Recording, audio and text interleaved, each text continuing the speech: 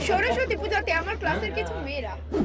এই গিল তোরাই তো বই মেয়ে কেমনে দাও দেতে কাটি করে লেলে তাতে শেষ হতে না গল্প বলে গল্প করতে দাও তোর ওই কিলো একটু গামলাটা ধরছ না তোর মনে হয় আমি গামলাটা ধরব এটি দেখতে তো নীল এক্সটেনশন যে করাইছি আমি এই তাই খালি অর্ডারই দিতাছি একটা কাজও করছে না এই অবধি মাসান্নক নীল এক্সটেনশন করাইছে দোস্ত এই কিলো তুই এখন অবধি কিটা করছস এই কিলো ডাকছ সাইতাছি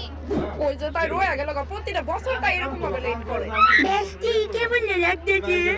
বেস্টি তুই ভুল করে স্কুলে আয়া পড়ছস বিয়া বাড়িটা আর দুইটা গলির পরে আমি এত মেকআপ করছি না যে তোকে এই কথাটা শুনো লাগবো একদমই লাইট মেকআপ করছি তুই লাইট মেকআপ করলে আমি বোধহয় তুই হেভি মেকআপ করেছি না